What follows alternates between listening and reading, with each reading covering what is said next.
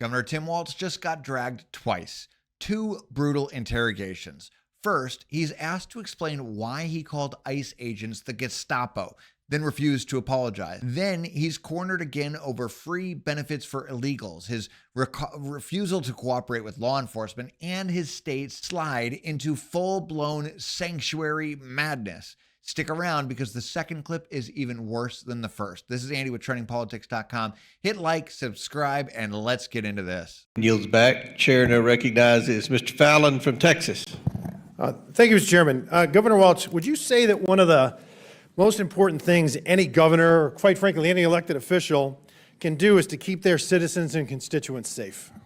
I would, Congressman. Great, I would agree. And I ask this because when I was reading your bio that you provided, nowhere did you mention the safety and security of Minnesotans or fighting crime or supporting law enforcement or, for that matter, the rule of law. So I want to take you back to 2020.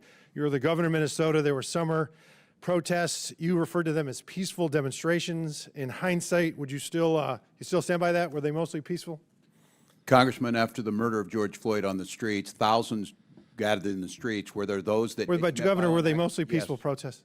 The vast majority certainly were. Those that weren't... So why would you have to call out the National Guard for mostly peaceful protests? They weren't all peaceful protests. Okay, so they weren't. All right, mostly. So, Governor, the total damage in dollars, what was that in Minnesota for the peaceful protests? I don't have that in all right, according to the insurance industry in Minnesota, they put the number between $1 and $2 billion, and your own state Senate put the price tag at $500 million.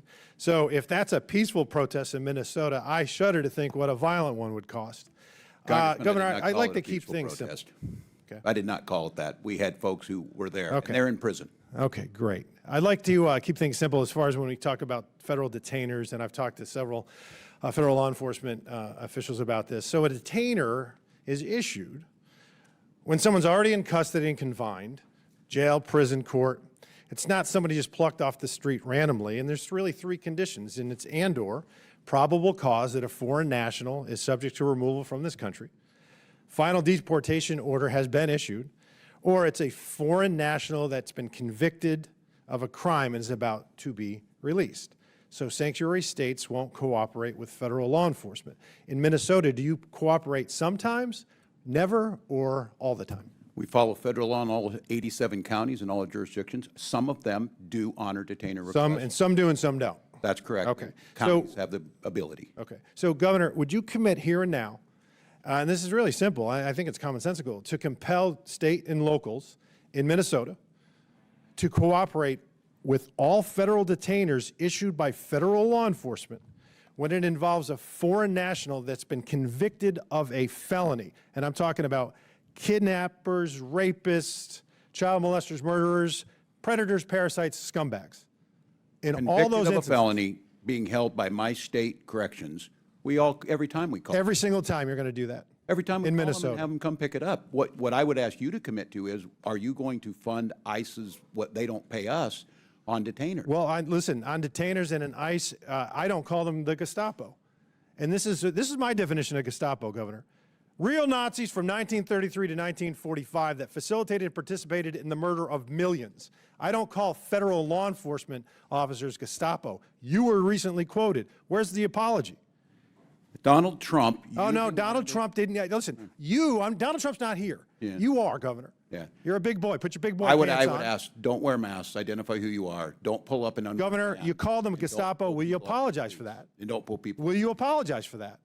Congressman, my job, I'm a history teacher. Okay, so you won't. Okay, we're going to move on. No, Mr. Chairman, I reclaim my time. If you won't answer the question. I think that's hyperbolic demagoguery. I mean, you said that in a speech, maybe you got a little carried away. I don't know if you apologize for that too, that you were, quote, going to kick Republicans' asses. I mean, I didn't say that. You said it. And that's dangerous rhetoric, especially when you use Gestapo. That's lazy too, and it's terribly inaccurate. The fact of the matter is, again, time and again, you've excused violence and you use dangerous, irresponsible rhetoric. And you can choose between being on the side of law enforcement or the side of vicious criminals, and you've chosen the latter time and again. I don't know why. Maybe it's because you want to impress your limousine liberal friends when you're eating wine and cheese, or you're getting your coffee every morning at the hemp store.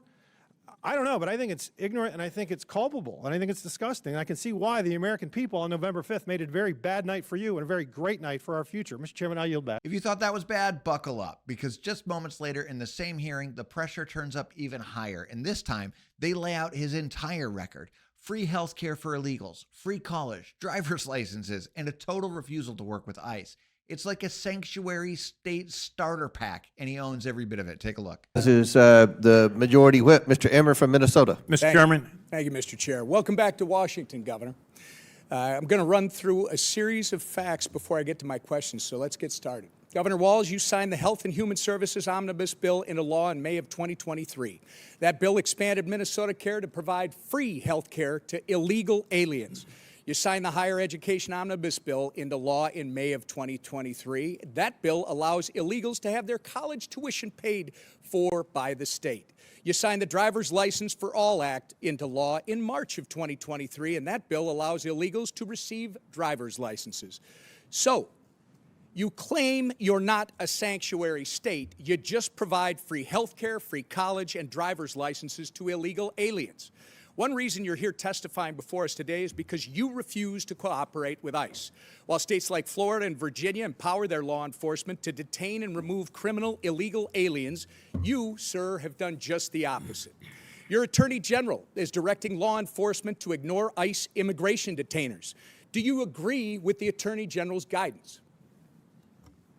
Well, Congressman, it's good to see you again, and thank you for being here. First, I would say as my job as governor of Minnesota is to make Minnesota the best state in the nation. Do you agree with the Attorney General's guidance?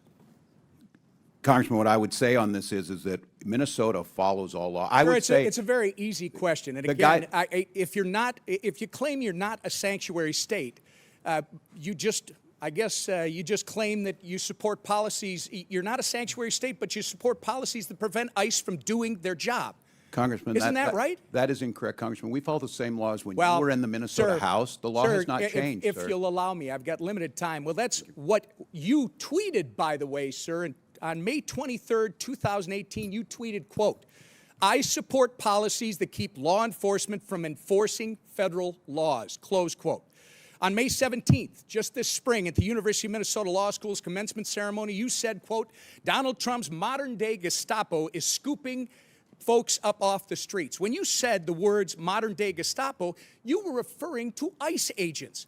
Gestapo, by the way, sir, was the official secret police of Hitler's Nazi Germany. So you're calling ICE agents modern-day Nazis. Given the attacks on ICE agents that took place in Los Angeles over the weekend, don't you regard your dangerous inflammatory rhetoric as a problem?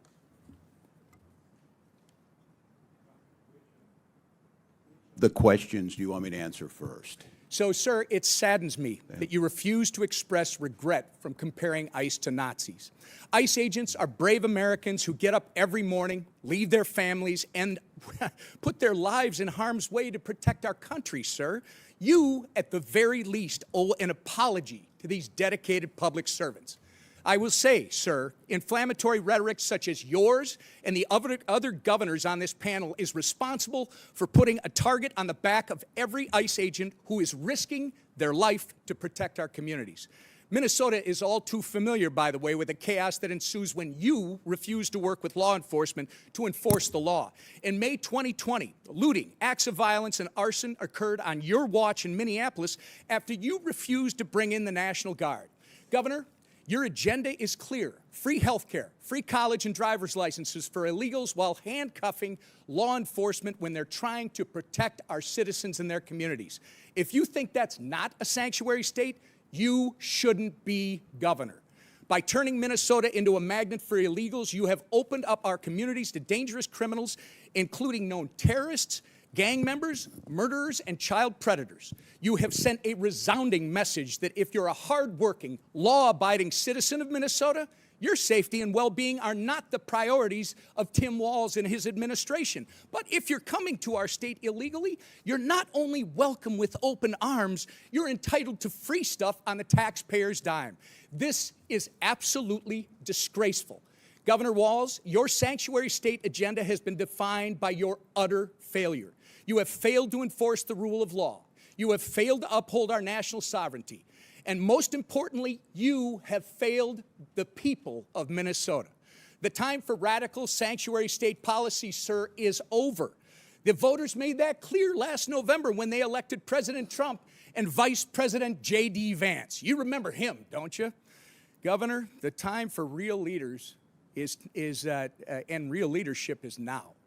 And with that, sir, actually, Mr. Chairman, I ask unanimous consent to introduce into the record the governor's tweet that I referenced from May 23rd, 2018, which makes it clear his hatred for federal law enforcement. What you just watched is exactly why voters are fed up. This wasn't a smear job. It's a reality check. Walz didn't get ambushed. He got exposed. He wasn't silenced. He just had nothing to say that could defend the mess that he has made. This is Andy with TrendingPolitics.com. Stay informed, stay vigilant, and I'll see you next time.